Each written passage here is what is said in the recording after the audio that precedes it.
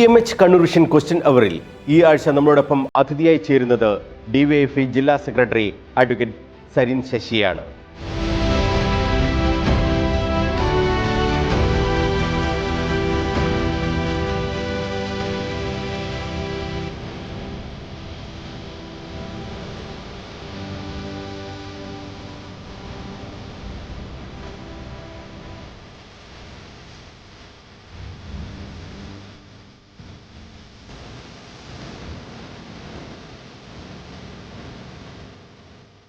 സമാനതകളില്ലാത്ത ഒട്ടേറെ പ്രവർത്തനങ്ങളിലൂടെയാണ് DYFI കേരള മനസ്സിൽ സ്ഥാനം നേടിയത്.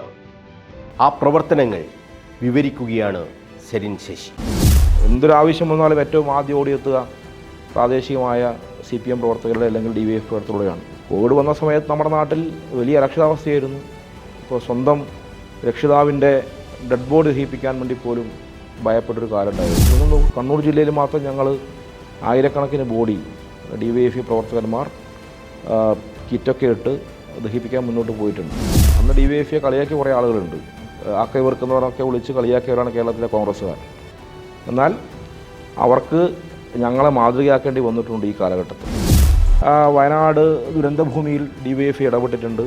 ഏറ്റവും നന്നായി. ഒരു പക്ഷേ മാധ്യമങ്ങളെല്ലാം മറച്ചു പിടിക്കാൻ വേണ്ടി ശ്രമിച്ചെങ്കിലും അവിടെ DYFI നടത്തിയ യൂട്യൂബിൽ ഇടപെടൽ ഒരു ക്യാമറക്കും മറക്കാൻ വേണ്ടി സാധിച്ചില്ല എന്നില്ല. അപ്പോൾ DYFI 25 വീട് പറഞ്ഞപ്പോഴാണ് യൂത്ത് കോൺഗ്രസ് ഞങ്ങൾ 30 വീട് കൊടുക്കാം എന്നൊരു ആഹ്വാനം നടത്തിയത്. നല്ലത് തന്നെ.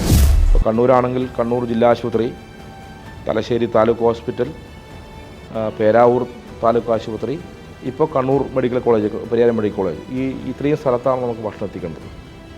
ഇവിടങ്ങളിലെല്ലാം എല്ലാ ദിവസവും ഉച്ചക്ക് ഭക്ഷണം എത്തിക്കണം, അല്ലെങ്കിൽ എത്തണമല്ലോ. കാരണം ഈ ഭക്ഷണം കാത്ത ആളുകൾ അവിടെ ക്യൂ നിൽക്കുന്നുണ്ടാവും. സ്വർണ്ണക്കടത്ത് കൊട്ടേഷൻ സംഘങ്ങളുമായി ബന്ധപ്പെട്ടുയർന്ന വിവാദങ്ങളിലൊക്കെ തന്നെ സംഘടന ശക്തമായ നടപടികൾ സ്വീകരിച്ചിട്ടുണ്ട് എന്ന് സരിൻ ശശി വ്യക്തമാക്കുന്നു.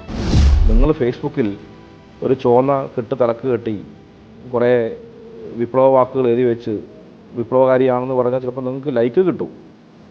അവരെ നിങ്ങൾ DYFIയുടെയും CPMൻ്റെയൊക്കെ നേതാക്കന്മാരായിട്ട് അവതരിപ്പിച്ചാൽ അത് ശരിയായ കാര്യമില്ല. ഈ സ്വർണ്ണക്കടത്തുമായി ബന്ധപ്പെട്ട ചില വിഷയങ്ങളുണ്ടായപ്പോൾ ശക്തമായ നിലപാട് ഞങ്ങൾ സ്വീകരിച്ചിട്ടുണ്ട്. കർശനമായ നിലപാട് ഞങ്ങൾ ജില്ലയിൽ സ്വീകരിച്ചു. ഒരാൾ പോലും ഇത്തരം സംഘവുമായി ബന്ധപ്പെട്ട് പ്രവർത്തിക്കുന്ന ഓരോ എന്തെങ്കിലും അനുഭവമുള്ള ആളുകൾ പോലും ഒരു സ്ഥലത്തും വേണ്ട നിലപാട് സ്വീകരിച്ചു. ഈ പറയുന്ന ഈ കക്ഷികൾക്കൊന്നും DYFIയായിട്ടൊരു ബന്ധവുമില്ല. കാരണം അവർ DYFI നിങ്ങൾ കേരളത്തിൽ പ്രവർത്തിക്കുന്നവരല്ല. DYFIയുടെ മെമ്പർഷിപ്പ് പോലും അവർക്കില്ല. ഞങ്ങളെല്ലാം പ്രത്യേകമായിട്ട് വിളിച്ച് പറയാറുണ്ട്, അവർക്കൊന്ന് മെമ്പർഷിപ്പ് കൊടുക്കാൻ വേണ്ടി പാടില്ല. DYFI ജില്ലാ സെക്രട്ടറി അഡ്വക്കേറ്റ് സരിൻ ശശിയുമൊത്തുള്ള ക്വസ്റ്റ്യൻ അവർ ഞായറാഴ്ച രാത്രി 9 മണിക്ക് കണ്ണൂർ വിഷനിൽ. മറക്കാതെ കാണുക ക്വസ്റ്റ്യൻ അവർ.